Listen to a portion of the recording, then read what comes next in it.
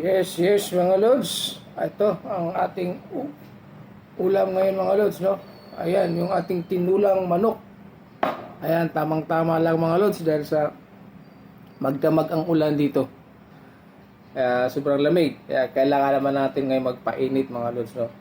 Sa pamamagitan ng paghigop ng sabaw na mainit, mga lods. So, ayan ang pamatid ng lamig na naramdaman natin, mga lods. So, ayan, mga lods.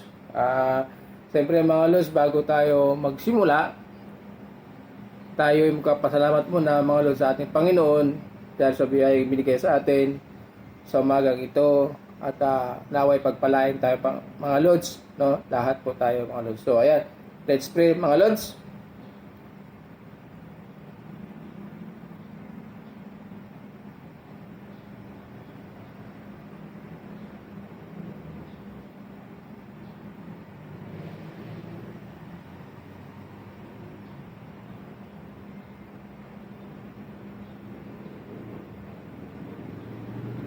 Tara, mga lods, sa simpleng pagpapasalamat, mga lods,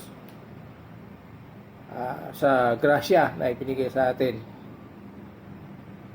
sa bawat araw, sa bawat biyaya na binibigay sa atin, mga lods, maliit man yan o malaki, pagpasalamatan natin dahil yan ay bigay ng Panginoon para sa atin, mga lods, para naman yung ating magkaroon tayo ng malusog na pangangatawan. So ayan, mga lods, tara.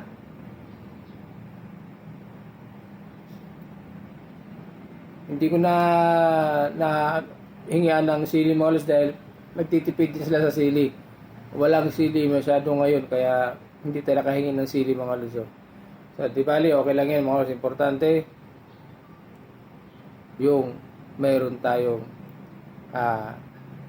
agahan. Okay?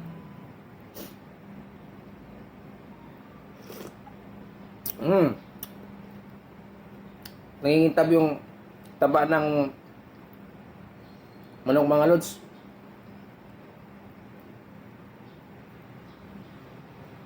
Pagkatapos natin magsabaw nito, mga lods, Kamayan Blues tayo. Ayan. Pinakamasarap sa lahat, Kamayan Blues. Ayan. Ang laki ng hiwa ng manok nila, mga lods. Ayan.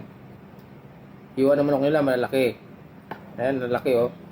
2 piraso pero malalaki, mga lods. Solid na rin. Okay na. At may mga papaya naman, mga lods, oh. Papaya nilagay nila. Ito ang gusto ko sa tinula, mga lods, eh.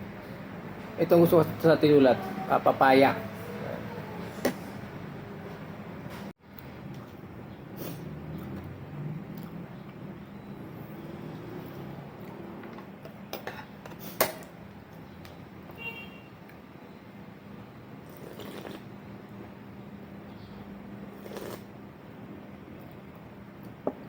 Ito ang gusto ko sa tinula, mga lods, yung papaya ang halo.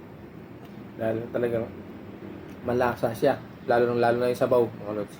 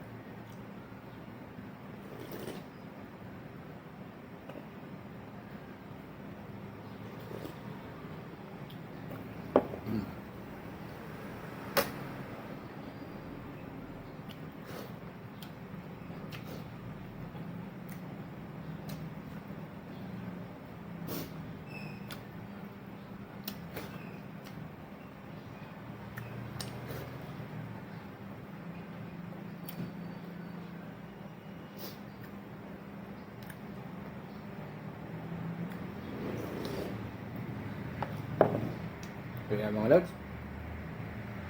Thank you very much again and God bless po sa atin lahat. Enjoy lang mga lods at bye-bye.